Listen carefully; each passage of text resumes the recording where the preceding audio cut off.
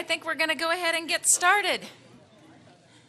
The little flash of the lights was the cue. So on behalf of the Independence Chamber of Commerce and the City of Independence, welcome to First Friday.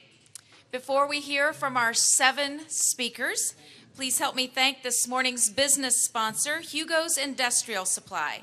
As our business sponsor, Hugo's provided breakfast for us from Annie Mae's, so that's why you're enjoying all the warm muffins, fresh fruit, and hot coffee. And so at this time, would you please welcome the controller for Hugo's Industrial Supply, Ann Birdie.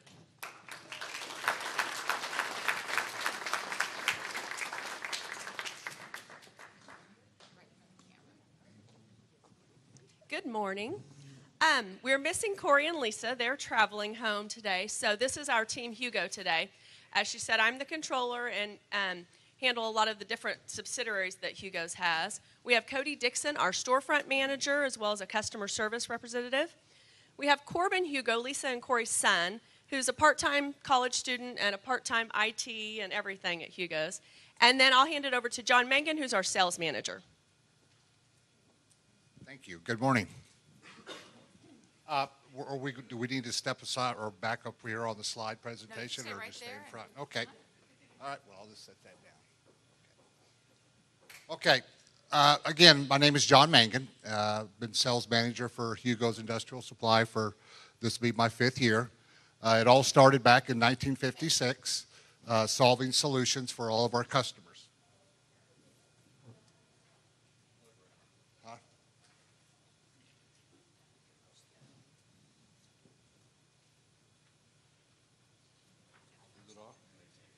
See, there's my IT guy. We bought him. Okay, again, it's a very great family-owned company. It started back in 1956 by Terry's Hugo's dad, and then 1986, Terry and Mary took over the company, and then in 2008, Corey and Lisa purchased the business from Terry and Mary Hugo.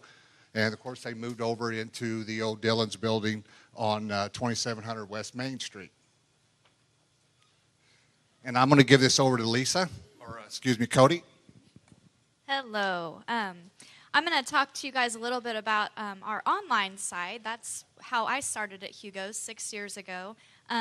Corey and Andy McLennan met at Amazon when Corey started selling to Amazon in Coffeyville. And when Andy left Amazon, him and Corey were still friends, and they decided on a whim to start selling some stuff on Amazon.com, try to get into the other side of the business. One of the things that we started selling, which is kind of a funny story, are hedge apples. So hedge apples were one of our biggest sellers when we first started selling online.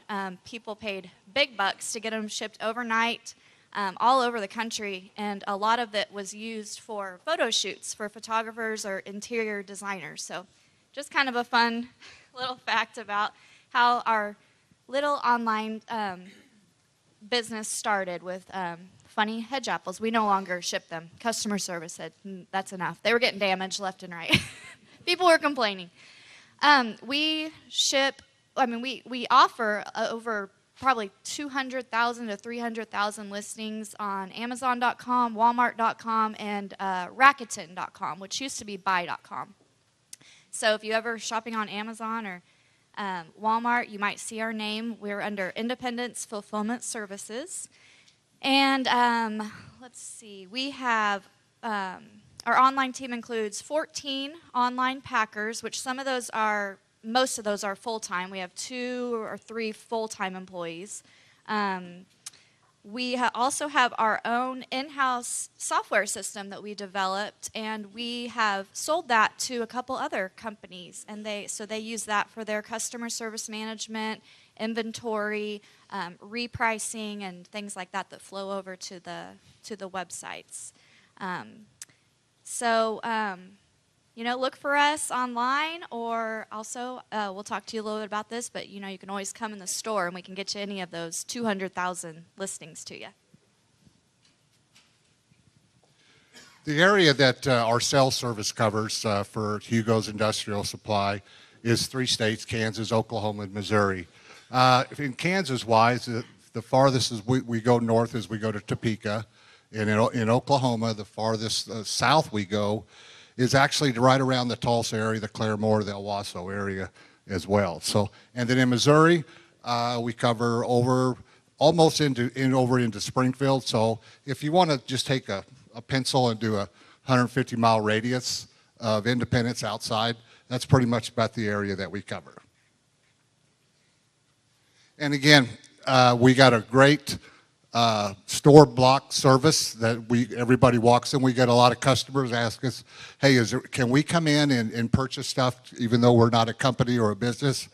That is, a lot of people don't realize that they can just come in and order the stuff, the products that we have on our shelf in the Frontline store. And I'm going to give our app service over to Court.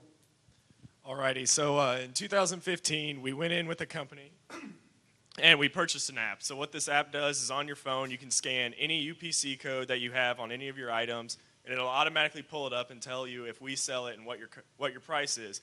And if you click yes, then it'll go ahead and add it to your cart, and that'll go ahead and throw it into our system, and we can get it to you the next day. And then Ann will talk about Calcor.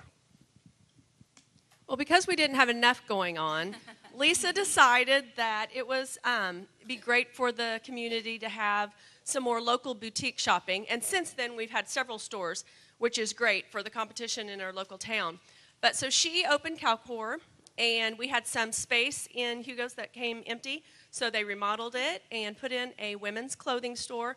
We have regular sizes. We have a full line of plus size wear. We have shoes. We have baby gifts.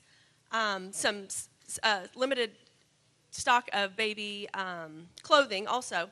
And then we have jewelry, hats, accessories, things like that.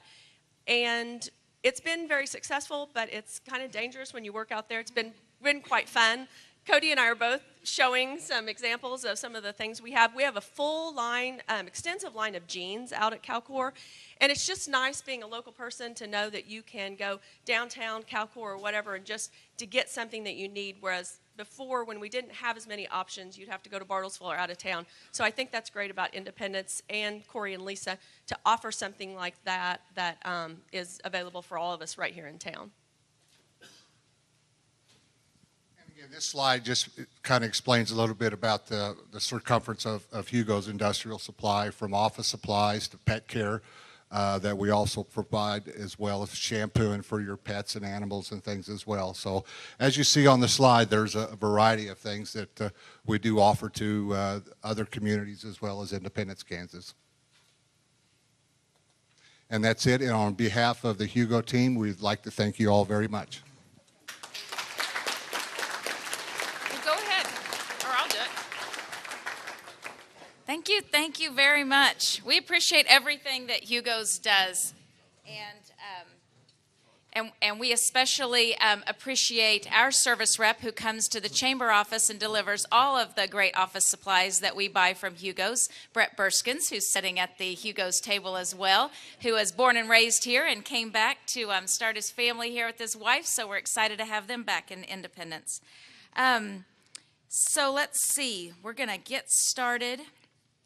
As I said before, First Friday is co-sponsored by the Chamber of Commerce in the City of Independence. It's a free event. It's open to the public, and its sole purpose is to keep everyone in the community well informed. So we have seating for 100 of you in here. It's also televised, and our mission is truly just to keep people well informed of everything that's going on in the community. And so you know what's coming next. That's where I kind of tell you about what's happening in the community. I used to say, turn your program over, but I won't say that anymore. I'll say look underneath your program, because there's so much going on in Independence. We did a separate calendar. We do a 2-month calendar, a March and April, and provide that for you so you can take that back to your workplace, back home, and share that information with everyone. I'm going to go over a few things, but also I want to mention that it's on our website. It's on our Facebook page, which is Get Independence. We have a flyer table over here where you can pick up all of the mini flyers, take back to your work site. It's published in the newspaper under What's Up in Independence, and we also put the calendar in the newspaper. We do a live radio spot on two local radio stations 4 times a day, Monday through Friday. We do a live radio spot on Friday afternoon. We do a live interview on KGGF on Tuesday, and I don't know what else, but we're trying to get the information out. So if you don't know what's going on, please tell me how you get your information, and we will push it towards that source. And if there's anything wrong on the calendar, let me know, or anything you want to add to the calendar, let me know. So I'm going to hit the highlights. So put your finger up there on March and let's go down. Tomorrow is recycling, 8 to noon. The Lions Club are having their bean feed. It's their annual fundraiser, 10:30 to 2:30 at the Wesley Center. You can do ceramics tomorrow, but I'm not going to get into what Eclectics does, but tell you that Eclectics Art Gallery has lots of activities throughout the next 2 months, as does the Independence Public Library. So be sure and mark those events on the calendar as you take your finger down all of the months. Main Street is having their fundraiser in this building tomorrow evening. All the money that they're raising for that particular event, it's called Peace, Love, and Main Street, will go to improve our downtown. We're very fortunate to have Independence Main Street, and there are things that we need, such as trash cans and more benches downtown, or lights for the top of the buildings, or Christmas decorations, or more brackets for all the banners we're going to hang up on Memorial Day like we did on Veterans Day.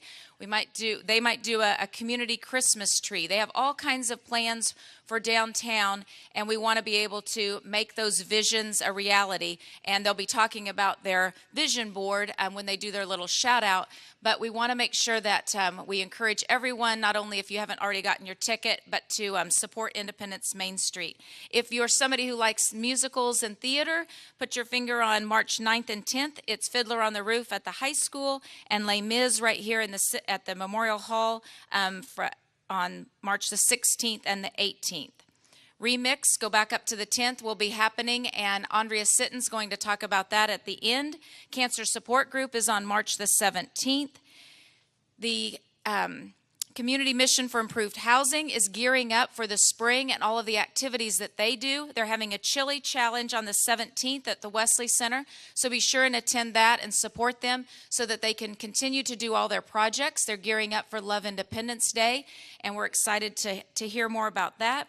March the 17th will be the St. Patty's Day pub crawl downtown, and there'll be tickets are on sale at the Chamber and on Main Street, or at the Main Street office. March the 31st is the Riverside Park and Ralph Mitchell Zoo. No, it's not. March the 31st is the Easter egg hunt at the park and zoo. And the Diversity Task Force is going to be talking about the anti-racism workshop that is on April the 14th, as well as park opening is on that day, and the Kansas Children's Service League is doing their Cherish the Children fundraiser that morning from 9 to 11. Chris Cakes from Wichita will be flipping pancakes. We'll have an auction for those chairs. I saw the chair yesterday that Bobby Maley did for Niwala. It is so cool. She's one of the artisans at Magnolia. And Jim Hayward from Jim Hayward's Fine Art Gallery, he's here. He did the one for Thanksgiving. It is so cool. And a couple of high school kids did one for Martin Luther King Day. We've got about 15 really, really good chairs for that auction. And last but not least, I wore my Independence shirt because I wanted to remind everyone that April the 28th is our 3rd annual Love Independence Day. It's a day full of total random acts of kindness. So get with your families, your children, your grandchildren, your churches, your places of business, your civic organizations, your clubs, your friends, and think of all kinds of things you can do on just that day to show random acts of kindness to the people in the community, and let's spread the love. So mark that on your calendar, April 28th. All right, here we go. We've got a slate of speakers lined up for you, a very eclectic mix, and they've got lots of good information. I already kind of told you about April 14th's event just to give you that date, but our first set of speakers, Barb Emmert and Charles Barker from the Diversity Task Force, are here to talk to you today about the anti-racism workshop. Please welcome Barb and Charles.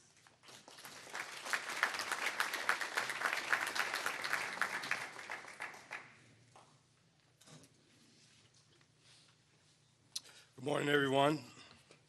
My name is Charles Barker. This is Barb Emmert, in case you didn't know. But we're here today to talk about a program that we're very proud of. We represent the Diversity Task Force, a group that has actually been in existence since 2008.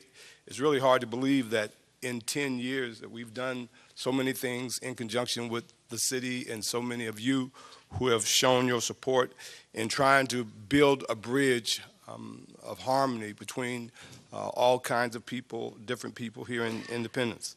And again, with the support of many of you, we think that we have been tremendously successful. We remain committed to making this community better. And so every year we've looked for great opportunities to bring workshops and things of that particular nature to Independence.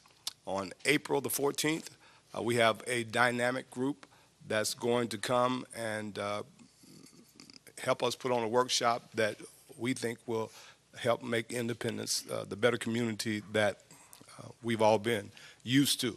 You know, I'm very proud to say that, and a number of the Diversity Task Force members are here in the back. Could I have them stand, please? I know my time is clicking. Yeah. So these are members of the Diversity Task Force group.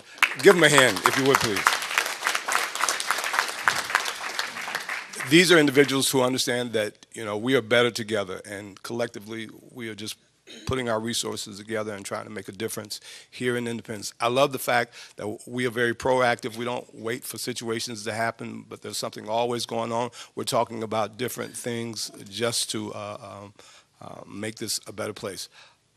Barb Emmert and Enid Fitzpatrick a couple of years ago attended a workshop. They came back and really was almost jumping and saying, we really need something like this here in Independence. So I'm going to let Barb give you more information on that. Barb Emmert. Okay. Thank you very much. I'd like to start by showing you Crossroads, the company that put on the workshop, their definition of racism. And we'll start with that, and then I'll tell you a little bit more about the workshop.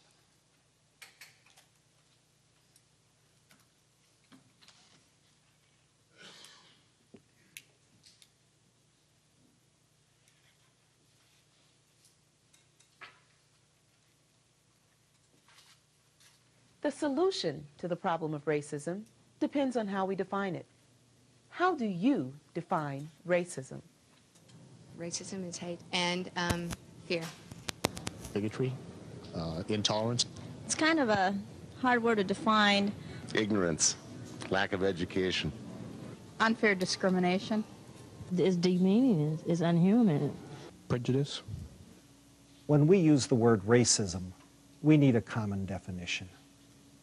More often than not, when we talk about racism in our society, on TV or radio, in newspapers, it is described as an individual issue, a matter of personal attitudes and actions.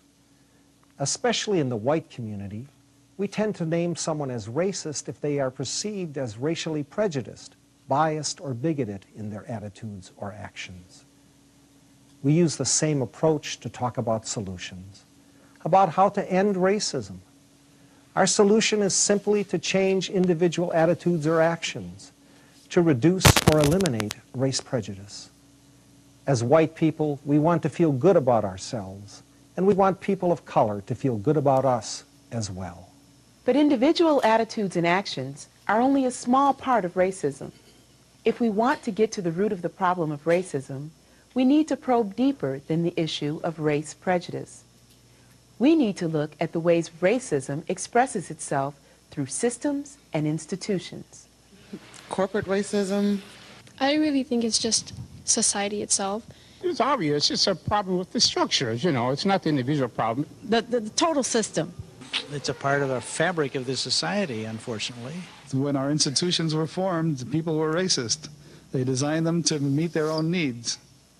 When we, people of color, speak about racism, we mostly describe the power of systems and institutions on our lives. Schools, banks, police, government, businesses, churches. Of course, we may also speak of white individuals as racist. But the power to hurt and control us does not come so much from individuals as from the power of the systems and institutions of our society. We need a definition of racism that goes beyond personal prejudice and focuses on the power of systems and institutions over people of color. A definition we would like you to try goes like this. Race prejudice plus power, the power of systems and institutions, equals racism. What this definition says is that race prejudice is not the same thing as racism. To one degree or another, everyone is racially prejudiced, no matter what their racial identity. But not everyone's race prejudice is backed up by the power of society's systems and institutions. Race prejudice is turned into racism when one group's racial prejudices are enforced by the systems and institutions of a society, resulting in greater rewards and privileges for the racial group with power, and fewer rewards and privileges for the group without power. Let's join our panel as they talk. Well, you're the panel. I went to that workshop with an open mind, because I thought I was a pretty broad-minded person. And I also thought I had a really good command of the American story, because I went to college and I majored in history.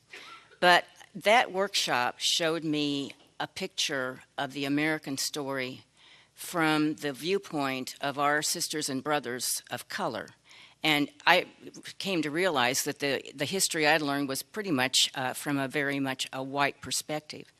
So I came home just really feeling somewhat guilty, but also hopeful that maybe I could do something to turn things around. And I hope that those of you who choose to come to this workshop that we're putting on April 14th will come away with the same kind of hope.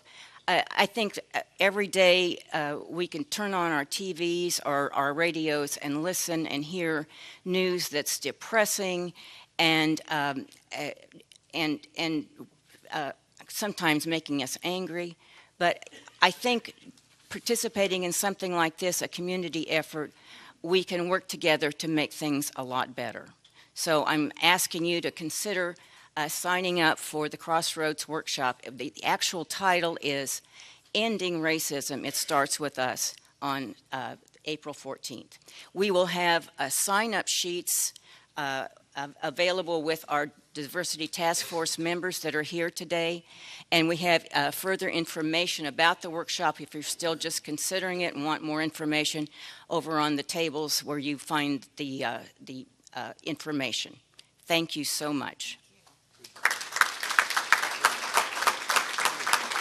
Thank you, thank you. That's what makes Independence a great place to live, is when we have good organizations like the Diversity Task Force working to make us a better community. So I thank them for their efforts. We have our next speaker traveled all the way from Wichita. She is here to speak to us about the importance of the Alzheimer's Association in our community and the upcoming Alzheimer's Walk this fall in September. Would you please help me welcome Sarah McNay.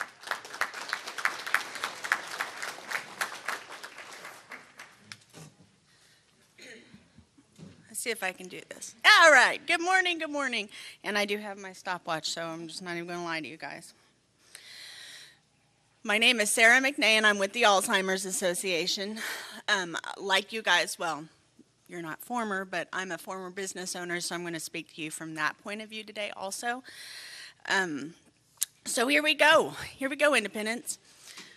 Right now, I want you guys to know that my dad knows who I am. He knows who my brother is. He knows who my 3-year-old niece is and who my 9-month-old nephew is, but he can't remember the babies' names. Some days he remembers who my sister and my brother-in-law are. They're the children's parents. I call them my baby daddy and baby mama. And he remembers my deceased mother's name. They were married for over 40 years, so that's kind of one of those situations. He's also looking forward to his 68th birthday on April the 3rd, and he tells me that he wants a big party with balloons. So I'll get one of those for him. But one day soon, he won't remember any of this, and he won't remember who I am. He won't remember his history. He won't remember my history. He won't remember any of it. Dementia and Alzheimer's are no longer an old person's disease or something we can hide within our families, which we're really good at as Kansans. We're really good at, this is my family, back off. It's becoming a social disease. Dad was in his early 50s when he started displaying the symptoms of what we now know as his dementia. And trust me, at 41, 50, and early 50s is not that far off. That could be me. He was in mid-management in Cessna with a 30-plus year career. He owned a house. He taught Sunday school. He had a family. He had an education. And he lived an otherwise normal life. Just like you. Look around this room. I'm going to throw out a statistic here. Statistically speaking, 1 in 6 people will develop Alzheimer's, which is the most well-known dementia. It's kind of like an umbrella term, in their lifetime. Let's say there are 100 people here, from what I understand. So that's 17-ish people. I did the math this morning with my calculator. So look around you. While you're looking and counting the people that oh yeah, that person will get it and that person will get it. I'm not getting it. I'm telling you. Just remember that there are 99 other people doing the same for you.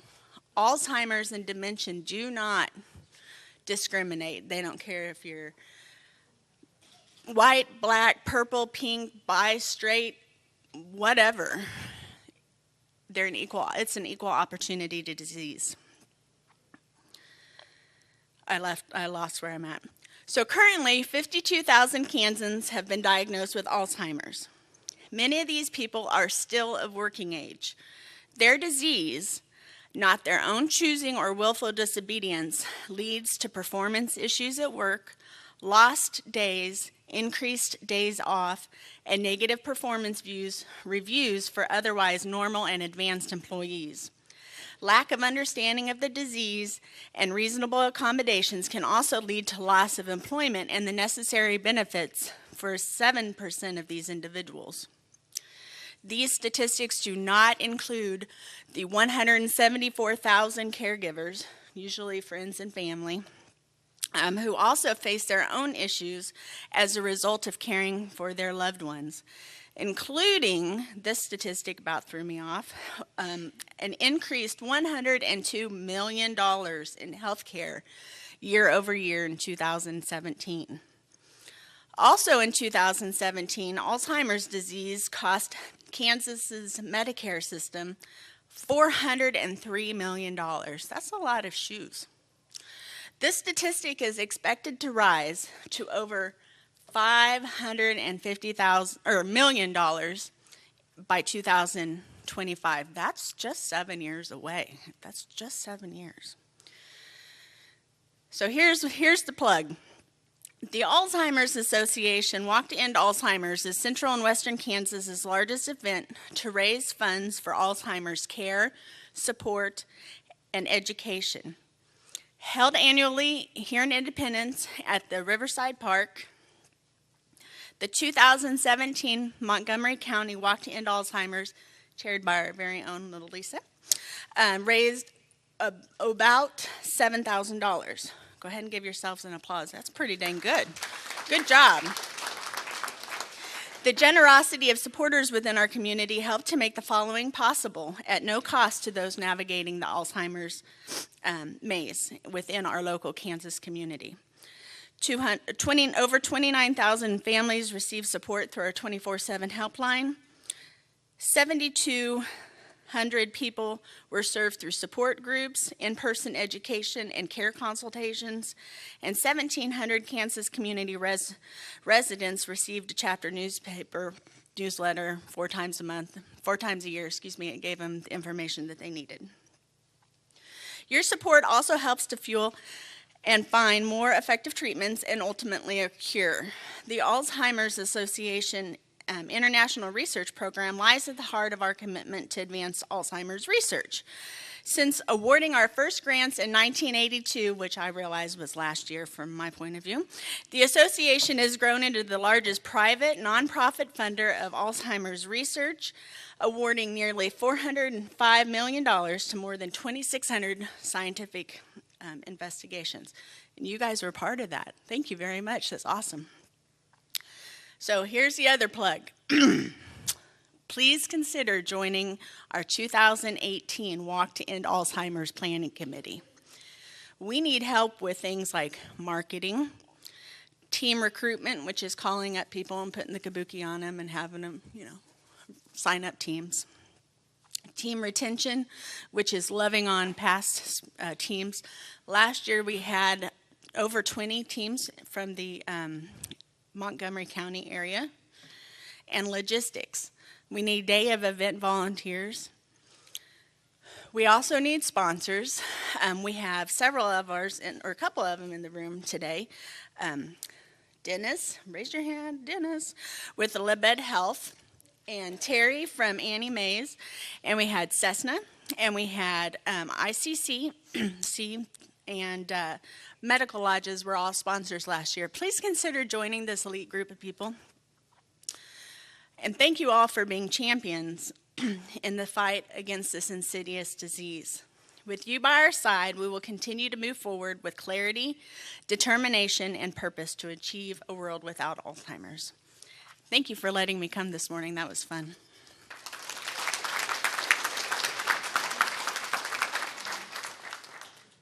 Thank you, Sarah. And we're thankful that you're here this morning. Appreciate the drive in. We have another Wichita visitor with us today. He represents youth entrepreneurship in our high school system. And Chris Wheeler drove in from Wichita as well to share with us all about YE. And before he speaks, I want to tell you that we had a little problem with our sound system. So our sound system is different today, as you may or may not already have figured out. But we are going to dim the lights during part of his presentation, and we're going to work to turn the sound up on the laptop over here. So we'll do our best to get that projected as well as we can. So at this time, would you please help me welcome to Independence Chris Wheeler.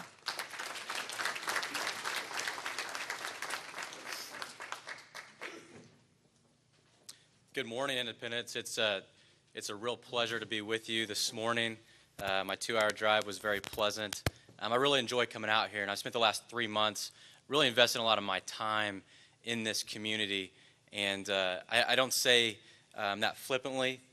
I've really enjoyed getting to know the community players here, people like Lisa, Terry, Textron, Carrie Peterson, Diane Rowe, and Jim Carell and his amazing stories.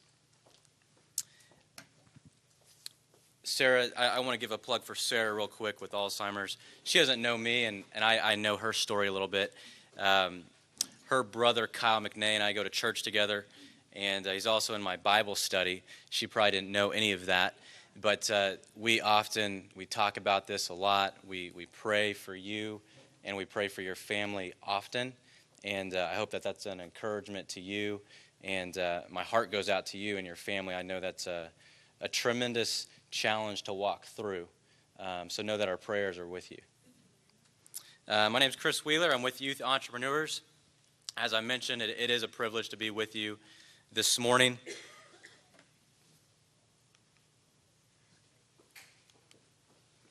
There's a lot of things that probably in this room that we could all disagree on, and that is politics. We could disagree on religion. We could disagree on our business practices. We could disagree on a lot of things. But I bet there's one thing that in this room, there's a common bond, there's a commonality, and that is values. Youth Entrepreneurs is a value-based organization. You can look across your companies, your business, and you can say, that's our mission. These are our values. And I've been a part of companies where those values were put on walls, but they weren't necessarily lived out. And that's the challenge of any business, right? Is to say, how do we take that mission, how do we take our core values, and how do we implement them in the people and help that drive our mission forward? I bet I could get several hands in here that say our business struggles through that. right? But we could all agree that those core values are what makes up our business. And we spend so much time trying to figure out how do we take those values off the wall and how do we put in the hearts and the minds of our people. And that's what Youth Entrepreneurs does in the high schools. We take young people and we take these incredible values that are on your table right now. These are our foundational values. Responsibility, be principled, knowledge, freedom, passion, opportunity, sound judgment, and win-win focus. We believe that these are values that transform lives right here in Independence, Kansas. And we're also a part of a national movement where we're in 11 states right now. Several years ago, we were only in 3, Kansas, Missouri, and Oklahoma. And because of these efforts, we feel like there's a national movement of values happening in the classroom. And we get to be a part of that. And that's why I'm so excited to be here, and I'm so passionate about what I get to do today. I have a gift card for you all. It's $20, and it's from our fine people over there that provided our food and drinks for us.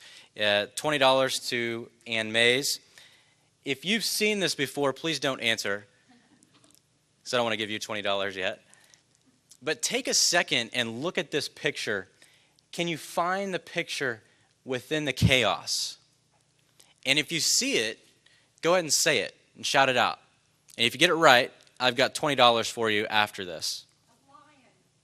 A lion. Does anybody else see that? Does anybody believe it's a lion? Is it something else? It's a person looking up. What else? A what? Okay. That's interesting. I would say that I just saw this yesterday, and I've been looking at it for 1 month. Anybody else see an astronaut, a cowboy? Anything else? Yep. What do you see? I see the horse and cowboy. You see a horse and cowboy. Anybody else see that? Others? Okay.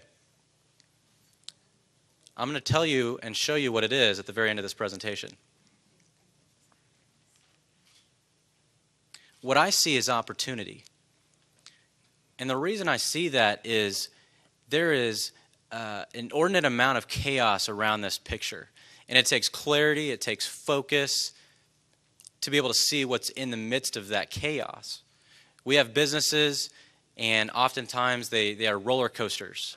They're up and they're down. Our business and our finances are up and they're down. And we manage people and we lead people, and we're trying to cast vision for those people. And it's chaotic. And we have different personalities, and we're trying to lead those people. But when we can have clear focus based on our values, we can see clearly through the chaos. And that's what we're teaching students and youth entrepreneurs, is the ability to problem solve, to be innovative, to offer value to the work that they might do in the future, but also to their communities that they might serve in the future, right here in Independence.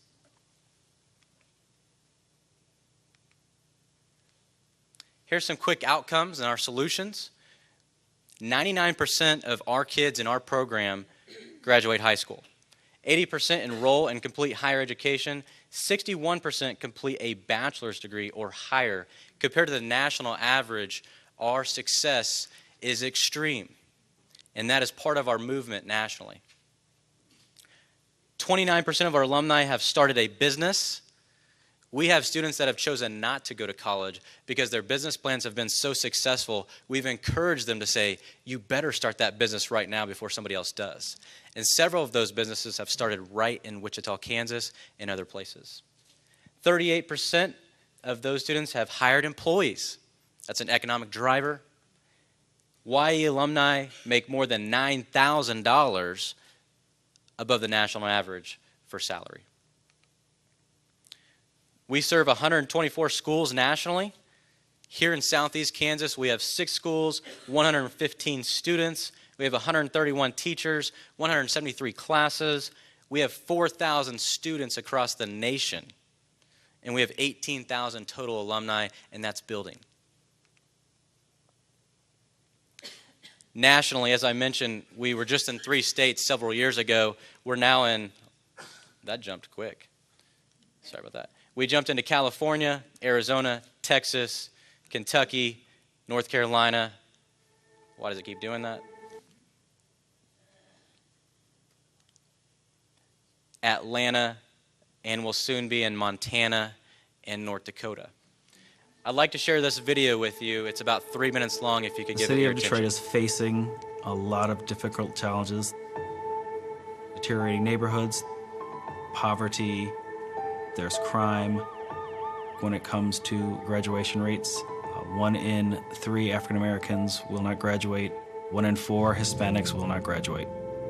There is so much outside noise that our students have to deal with. The greatest barrier that I've seen so many of my students have to overcome is that self-esteem barrier. They've seen so much failure and not enough success, and so they don't believe that they can be successful. They have all the ability, just like any other student, to accomplish whatever they want to. It's a matter of finding a way to get that out of them. I found out about Youth Entrepreneurs from a former colleague about 2 years ago. Youth Entrepreneurs is an organization that helps students develop an entrepreneurial spirit. It's an elective course that teaches students business principles and life skills that are very vital to their success out in the real world. Jason and I went to a teacher training in Wichita last summer, and it was so phenomenal. We have brought it back and implemented it in our classrooms nonstop ever since. This is not your typical business class. It's much more engaging, much more open, much more moving, and the kids seem to just take on that and love it.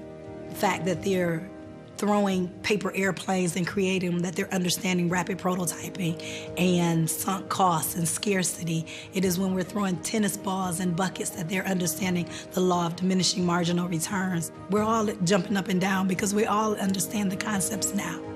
The curriculum is very easy to understand. It's simple to put into your classroom. The way it's implemented really transforms the students' lives and opens up so many doors and so many lanes of opportunity that they might not otherwise receive. Before YE, I thought business was an impenetrable institution that nobody could get into. It was just like a whole bunch of men in suits. They just wanted money. YE has just made it seem like I could have a seat at that table without being like that. It's amazing to be able to say that we're 17, we are Black, and we are entrepreneurs. I'm Ariane. I'm Akila. I'm Charity Turnbow. And I'm Leah Gross. And we are Color Creations. So Color Creations is an all-natural skincare line that the 4 of us created our junior year of high school. Everything is natural, handmade. We're labeled organic or vegan. Financially, it is profitable. It's been very lucrative so far. YE is set apart from other classes just because it allows you to step out of that comfort zone. It gives you the hope to start a business, but it also gives you those core values that you can take into the real world. After YE, I found my confidence in myself and the ability to make products such as this. We all have worked very hard for the things that we wanted throughout high school, and then this is just another representation of our hard work. Just putting that forward in college and throughout the rest of our life is just very important. 99% of YE graduates go on to finish their high school diploma, and 1/3 of those students go on to actually start their own business. It shows kids that there's a way out, that they are not tied to what their family before them did. Because they've stepped out of a comfort zone, they're able to break through some barriers that they may have had previously. They have the ability and they can learn the knowledge to aspire to whatever goal they put in front of themselves. There's always that one child that you may have just changed their life forever. And you definitely did that with us, so we appreciate it. Thank you so much. Thank you.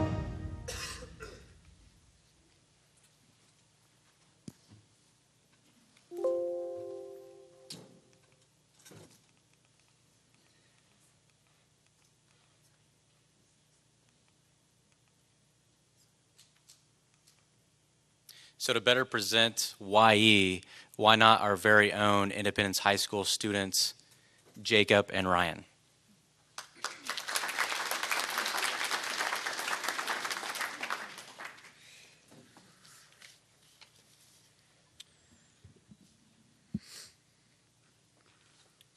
All right, so Jacob and I would like to briefly share our experiences with YE and how this has helped us develop as future business people, along with developing us as well-rounded citizens of this town. one of the big things about YE that separates them from other people than other business classes like ourselves we have at the high school is the fact that they offer different opportunities for us, like a market day at our school, and it offers us real world business opportunities. So as Jacob said, these opportunities are competitions, market day, and trips we can go on to better us as business people of this world. Market Day is a great competition we have taken advantage of. Market Day is where you can create a business idea and actually implement it at the school. So we taken a business throughout our business classes, and we sell products during our school lunch, and YE has helped a lot with that. And it helps us develops great decision making and simulates a great business situation. So a personal experience of mine is YE offered this trip to go tour farms in western Kansas, and I thought it was just going to be another one of those trips that you go on and don't learn a lot. It's a lot of messing around. Well, I figured out I learned quite a lot, and I found a passion in agriculture, and I figured out that there's a lot more than just farming. There's something more to it, and there's a lot of jobs out there that are available to us in YE. Youth entrepreneurship also offers competitions for our businesses. So me and Ryan, we've created a business and actual executive summary business plans, and we get to go to competitions and compete at local levels in our actual classroom, and then compete on to state levels and can win prize money for our education or to put forth in our business. So this helped us both have a lot of confidence going into the business world, helping us become better citizens of this town. We look forward to continuing with this organization and developing our business. Thank you.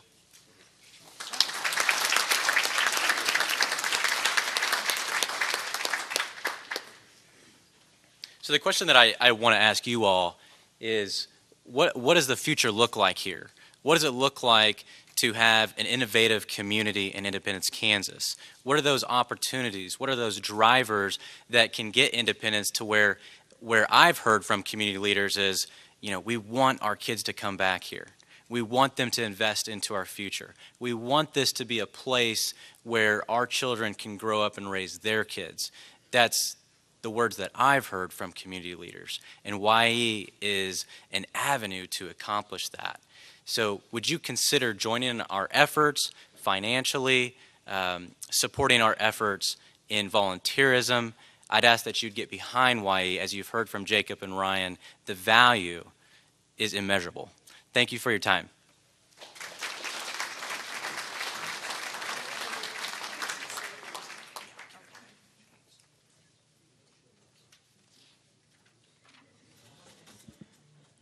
All right. Where can you come and get speakers like all of these? You guys are doing such a good job. All kinds of good information. And David Cowan, good luck. You've got big shoes to fill in following all of these great speakers. Our next speaker this morning is our Director of Public Safety. Would you please help me welcome our very own David Cowan. Thank you, Lisa. It's always so great to come here. I was kind of getting to know Sarah, and she tells me, what a great community you guys have. You're so welcoming. People invite you in for coffee. Your Riverside Park, Barb. It's just, we ought to be proud of ourselves, what our community is, and what a great community. Lisa helps us put all these events on. I'm here today. Got a short time, so I'm not going to go into it as much as I could. I am going to speak at Rotary today where I can go into it a little more. But on behalf of the City of Independence and the emergency management team, which consists of myself, Sean Wallace, Chief Harrison, Lisa Helkenberg, and City Manager Craig Whitehead, we're here today to announce Civic Ready, the City of Independence mass notification system.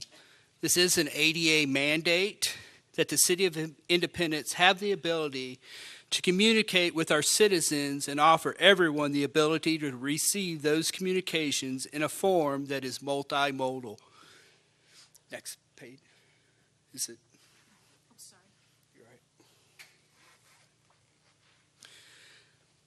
You know, we live in a world where events happen sometimes almost at every second. Sometimes you can go to CNN, Fox News, or whatever, and there's an event happening in the world, whether it be weather, natural disaster, terrorist events, the unfortunate school shootings. Things are happening constantly in the world. And, we are a society now of social media and notifications. 20 years ago, how we communicated is totally different than how we communicate today. My questions are you prepared? Have you thought about the emergency situations?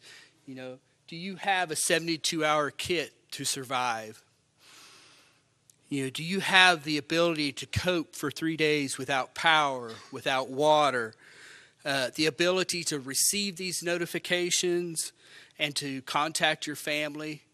In this day and age, it really comes into play that these things come to, you have to have them. We faced the water emergency last year. We survived because this community came together. But those are real emergencies that potentially could affect us all. As a community, are you prepared? And we have on our webpage, and I'm working with Kelly right now, an emergency management page that we will be updating very soon, giving you some of these ideas about kits, making plans, being informed, and getting involved. Because just like the water emergency, it isn't us at City Hall. It takes the community getting involved. All the volunteers that April helped coordinate, everything that happened during that whole crisis. Yes, we were a part of it, but it took this community coming together.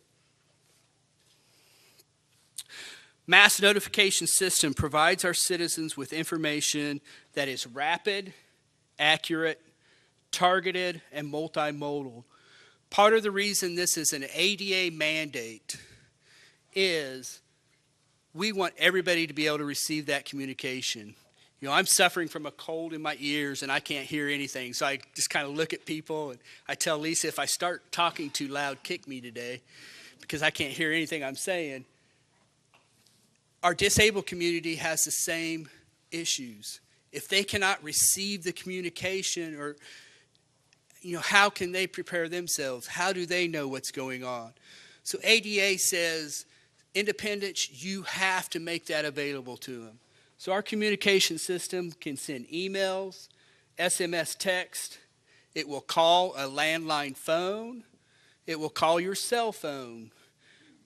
Kelly has it set up to where the messages go out on our Facebook pages. You have multiple language options that you can pick, and it's ADA compliant. By the way, Kelly, who is sitting here, is our PIO officer for the City of Independence, does most of our notifications. We also, in our police department, have individuals that give out notifications. Jerry's 911 center is our main people that generate a lot of these notifications.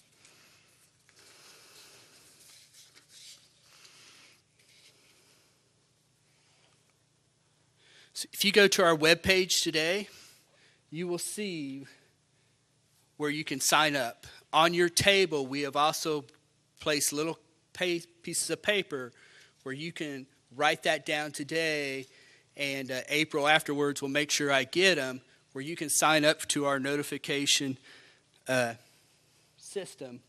There's the paper. I would stress, because people that have already seen it on the webpage, where it says, how do you wish to receive these communications? Phone, text, cell phone, email. If you check all of those, your home phone's going to ring, your cell phone's going to ring, you're going to get a text message, and you're going to get an email. So if you don't want that 2 o'clock in the morning phone call, please mark text or email. And that's kind of a few people, they're like, man, I'm getting all these phone calls. I just want an SMS text.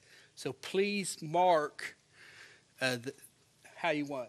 And below is also where you can go to a web page and sign up. You can go to that web page, even if you fill out the paper today and we put you in the system. You go in the system by your email address. Go there, type your email address, type forgot password. The system will send you an email with a password. You can get in and set up your profile page yourself. On that profile page, you can ask to receive notifications from the National Weather Service, and there's a few other different optional notifications you can receive from the city. But the primary emergency notification everybody is enrolled in, that is the main one we will use to send out notifications. There is one quick thing I want to also say that we are doing.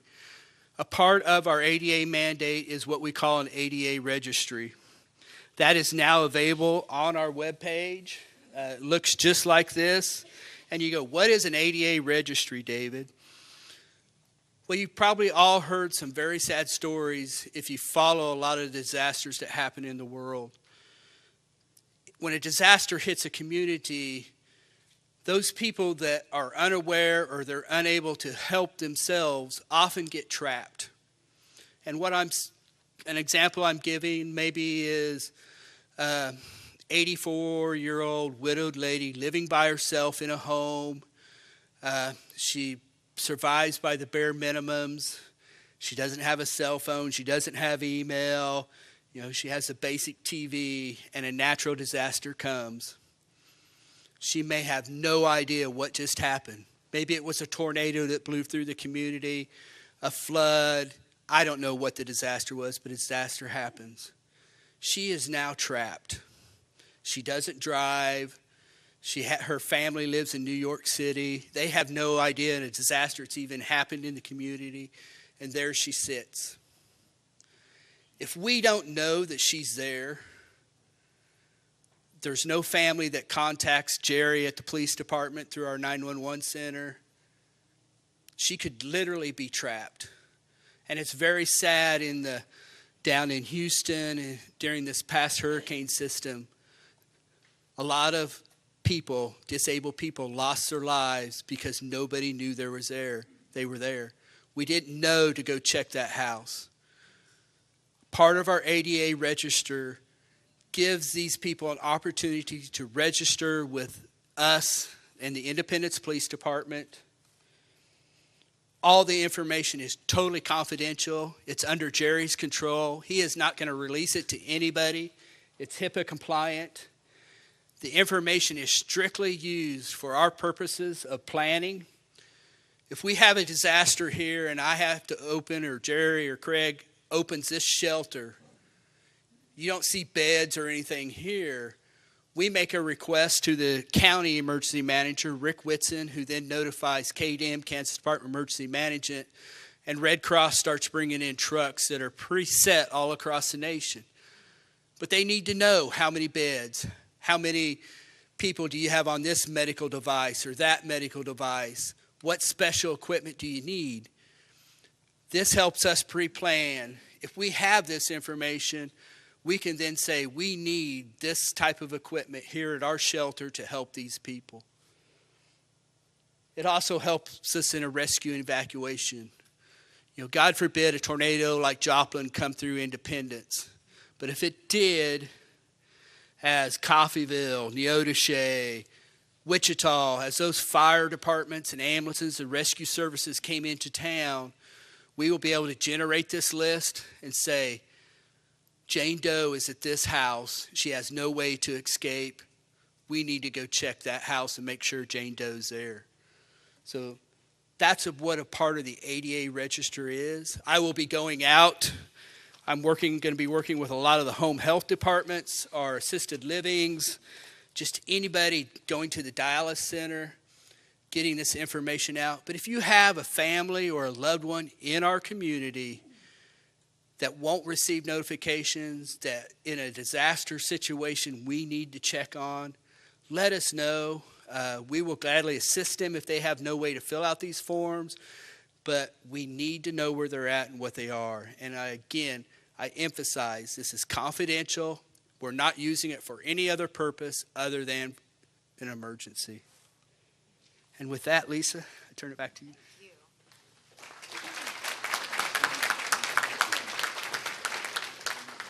Thank you very much. Thank you, thank you. Great, great information. Our last set of speakers this morning come to us spreading the word of the importance of reading to our children. So would you please welcome our Director of Learning Services from USD 446, Kelly Puderbaugh. Good morning. This side of the room, we went to the extra effort of color coordinating ourselves, so you're welcome. Thank you, CalCorp.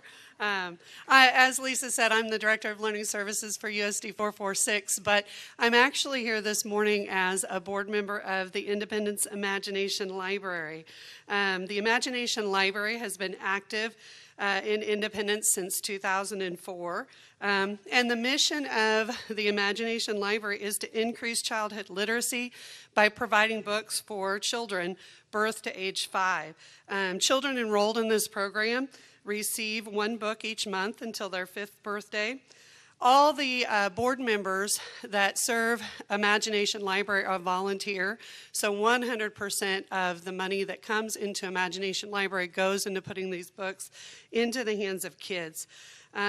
I'm honored to be a part of this panel this morning. If you think about how many times you've heard the word passion today, that's what it seems like the theme of today is. And I'm passionate about a lot of the things that I've heard here today. I'm passionate about our kids getting the best education possible, and I'm passionate about childhood literacy. If you want more information about how to make a donation or how to enroll a child in Imagination Library, or even want to hear about our fundraiser that we have going on for the next couple of weeks, there's information outside the room as you leave today. But that's not what I'm here to talk about today. Today is National Read Across America Day. You probably knew that from all the Facebook posts through the school district. The kids are celebrating this. And National Read Across America is about celebrating reading. The Independence Imagination Library Board of Directors is proud to provide all of the students at Independence, as well as community members, an opportunity to hear more about literacy from an expert in the field. Deanna Burton has been a classroom teacher for the past 42 years. Her love for reading is illustrated through many projects in her classroom, but also as an author of 3 books. She firmly believes that reading is one of the most important skills that a person can develop.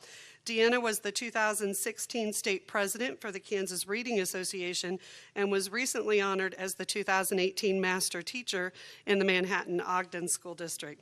At this time, I'd like to say Happy Read Across America Day and present to all of you, Deanna Burton.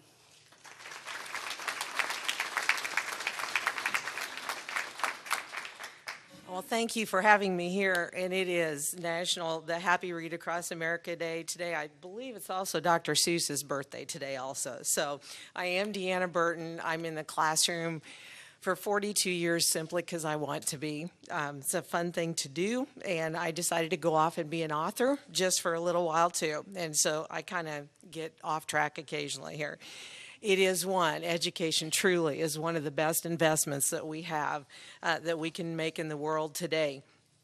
Research shows that children who are motivated and spend more time reading, they do better in school, and they also are just lifelong successful readers. And think about what you do and how much you read and so on. I'm from Manhattan, but I'm so impressed when I see your commitment and the things that you're doing in your community. And of course, Read Across America is one of your things. Learning begins developing the moment that a child is born, and it's just amazing. As stated to the parent group that I talked to last night, I read to all of my 3 children the night that they came home from the hospital, and you're sitting here saying, oh my goodness, do they understand? No, not a word, but they understand, and they felt the warmth and the caring that I had, and it got to be a really ritual To be honest with you, I had 3 boys, and they played outside all the time. They were filthy each day.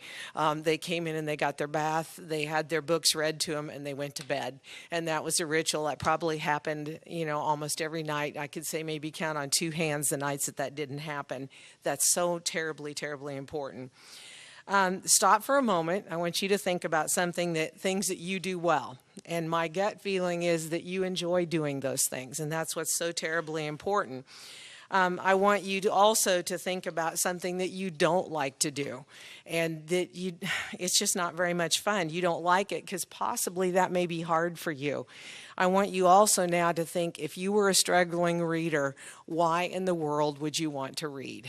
And that would be very, very hard. And I see kids every day that struggle. I teach 7th grade, and they're still having trouble reading. And it just kills my heart, because it's something that's so valuable, and they hate it. They hate reading, and that's so bad. So statistics show that if you start early on, such as with the Imagination Library and some of the other programs that you have available here in town, that it's going to be very, very positive for your children.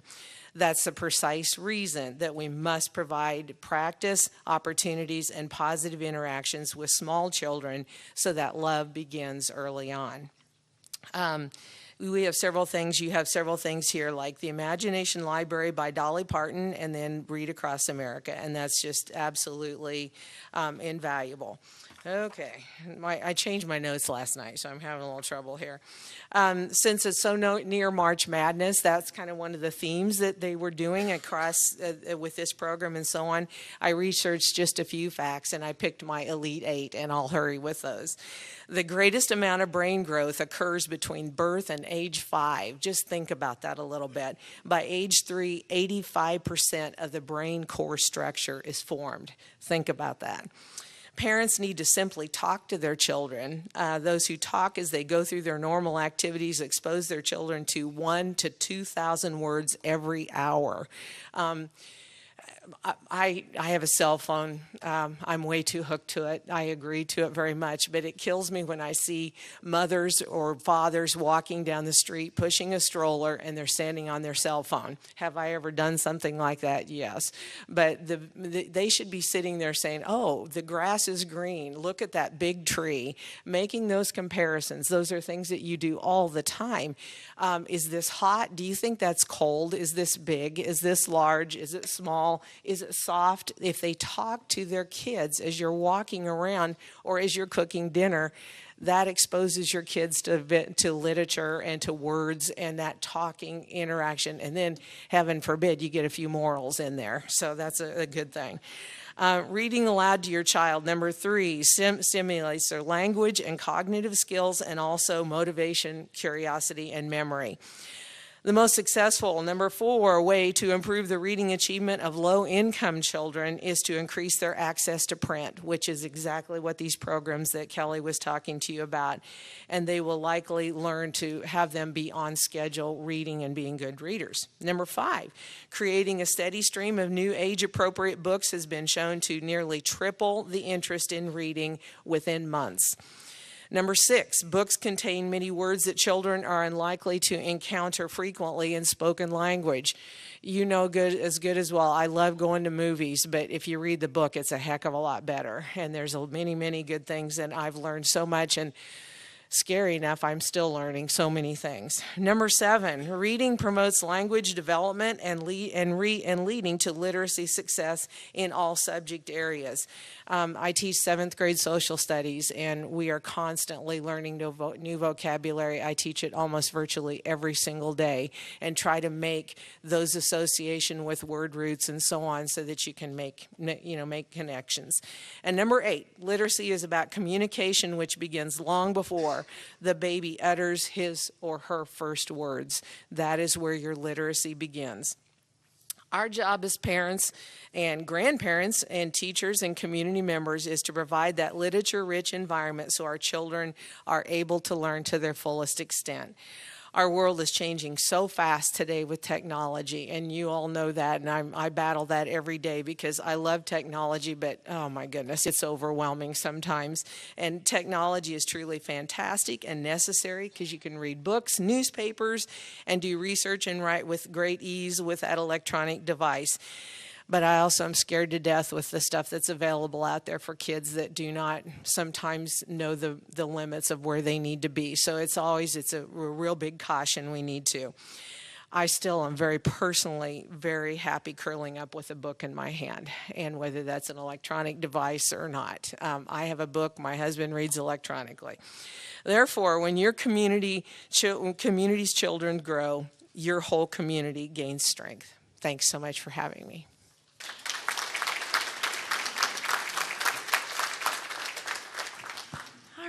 Thank you very, very much. I love First Friday. I was just sitting here thinking about all of the great speakers and what makes Independence really cool. And I guess in wrapping it up, Barb and Charles, thank you so much for the efforts that you put forth in the Diversity Task Force. I look forward to the anti-racism workshop. Thank you, all of you in the back of the room that are Diversity Task Force members. It falls under the Chamber of Commerce, which makes me completely proud of the work that they are doing in our community to make it a better place. Sarah, thank you for driving in from Wichita, and thank you for all that you do for Alzheimer's and making us all aware of that terrible disease and what we can do to be of support and what we can do to raise money to battle that disease. And I thank you for your commitment and look forward to our walk in September. Chris Wheeler, thank you so much. You are so kind, and thank you for your kind words to Sarah. Thank you for driving in from Wichita, and thank him so much for his efforts and YE's efforts that they're putting forward in our school district to make awesome entrepreneurs out of our kids and exposing them to some very cool opportunities, of which transform right into our business sponsor today. So thank you for all that YE is doing in Independence. David Cowan, where would we be without you? I am one of those people. My phone rings, my cell phone rings, my Facebook goes off, my email goes off. I want to know all those things. So I'm not one of those single individuals or those single people that are, goodness sakes, those people that get one single notification. So thank you for just being you and all that you do for our community. Thank you to Craig and Kelly for making sure that we have this emergency alert system to keep us all safe in the community and fill out those cards so that you are aware of what's going on. And thank you, Kelly, for all that you do for the school district, promoting reading, all of our great teachers in our school district. Thank you, Deanna, for coming in and speaking to us, but also she's been speaking to the schools on the importance of the love of reading. And I encourage all of you to read to your kids, read to your grandkids, or volunteer to read in the school system. And lastly, I want to thank our business sponsor for all that they do for our community. Thank you for being entrepreneurs. Thank you for your commitment to independence. And thank you for the coupons on the table. You guys all have a little gift at your place setting. And so shop Hugo's and take those coupons with you. Take your calendars with you, but do not leave yet, because I'm going to get the microphone from Mandy, and I'd like for our 1-minute shout-outs to come right up here so you can be in front of the camera and give your shout-outs about what's happening in Independence that you want everyone to know about that I didn't already have a speaker talk about or I didn't talk about on the calendar. So I know Andrea, Tabitha. You want to go first? All right. Good morning. As you know, tomorrow is our big fundraiser for Main Street. And one thing that we're going to be doing at this event, and I brought a little sneak peek today, is our vision board for downtown Independence. And there is just a few things that we as a board sat around and decided that we wanted to do. There is much more, so we also want to get your feedback and tell us what you want to see downtown. But how this is going to work, behind there I have 2 boards that have envelopes that have $1 and all the way up to $200. And so if I can get rid of all of those envelopes between today and tomorrow, that's $20,000 that's not going into our operation fund. It's just going to do these wonderful things that we want to do downtown, and also the ideas that you want us to do. So If you feel so kind today, if you want to take an envelope, we'd be happy to give you one early. Thanks. Andrea? Good morning. Just hold it close to your mouth. I'm Andrea Sitton, and I am with Eclectic Art Gallery. And Deanna talked about passion, all of you experience and share. And I too come with passion for Eclectic Art Gallery. It's a co-op gallery. We have 15 artists. And our new remix is coming up March 10th. I'd like to invite you to that. We're excited about it. Remix may sound a little strange to you. It is March 10th, 6 to 8. Remix is just basically shaking it up, mixing it up. So the 9th, we will be closed and we will completely clear the gallery of the 15 artists that we have. And Saturday, for the remix only, we will have 3 new exhibiting artists. Daniel Ashford from Bartlesville, Teresa Moeller from Manhattan, who has been in Europe and brings with her European photographs that are exciting, and then Lindsay Kelly from Fredonia, and she has painting. So we have these 3 artists that will be focused on. They will be there from 6 to 8, and they will share their passions about their art, how they found their path to their particular media and what they're excited with. So I really encourage you. I hope you'll come. We're excited about it. 6 to 8, March 10th. Tickets are available for $10 at Eclectic Art Gallery, at the Chamber office, and then also at the library if you're there. So check us out. We're excited about it. There will be wine, hors d'oeuvres, and John Hamlin will visit with us and have his music, which I love. He's a talented man. So I encourage you to come, and if you're not able to come that night, check us out before or after. And as I say, we have 15 other artists we're excited with, so come and share. And we also have classes that we offer to really want to include and encourage the community for creative endeavor. Just bring something to the spirit and the heart of an individual, but also to the community. So hope you'll share our passion and see us March the 10th. Thank you. Thank you. I can give it to Kelly. Come on over. Hello. I didn't say it earlier because that's not why I was here, but I did want to let everyone know that Deanna Burton has written 2 books, one about Kansas University and one about Kansas State University, and you can see them out there, but they're also going to be on sale during our Imagination Libraries fundraiser at 3 local stores. Animes, Sayers, and Magnolias will be carrying those books if you have any interest in purchasing those. Those locations, as well as Big Cheese, is also going to be selling our raffle tickets for the Imagination Library fundraiser. We are giving away on March 16th, and yes, it was intentional that it coincided with March Madness, but we wanted to have the drawing before any of the teams that were raffling off get kicked out of that tournament. We are going to raffle off a KSU football that is signed by Bill Schneider, and a Kansas University basketball that is signed by the KU basketball team. So you can get tickets at any of those 4 locations, 6 for $1 or $1 a chance. Thank you. Thank you. Thank you. I'm Barb Burschkins. I'm with the Park and Zoo, and I just want to put a plug in for the Easter egg hunt that's coming up March 31st. You will probably be getting a newsletter if you haven't from the city, and it states it's April 1st. So cross that out and put March 31st. April 1st is basically the rain date. So March 31st is our Easter egg hunt, and it is sponsored by the Rotary Club. And just have your kids, grandkids, and everything. Let them know and come out. We have a good time. Thanks. Thank you. Kathy? Just real quick, I wanted to remind everybody that there is information over here for Diversity Task Force on Crossroads training and a sign-up sheet, so don't miss that on your way out. I also wanted to tell you that the Senior Safety and Wellness Coalition is having a luncheon, and it will be out at Fort County on April 11th, and the topic for that is Gray for a Day.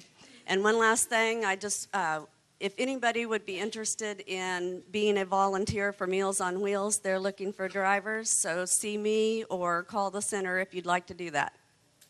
Thank you. Thank you, thank you. Good information. Oh, okay. All right. So in closing, I want to say a couple of things. So make sure you fill out your cards so that you have all of your emergency information ready for the City of Independence today to enter for you if you would like. April's going to collect those cards out at the door. And outside the door, you'll see Deanna's books and the, excuse me, the basketball and the football. And also, I wanted to thank you guys. You two guys from the high school YE program, you did an amazing job doing your presentation. And that's exciting that you're interested in entrepreneurship and that you've formed your business and that you've got a passion for farming, and so we're excited for you, and I know that our community is going to champion the YE effort so that more kids than the two of you and the 40 that are in the class will continue to experience the YE program. I encourage you to come back to First Friday on April the 6th. Dairy Queen's going to be our sponsor because they're going to be opening soon. And yes, just in time for the warm weather and our ice cream.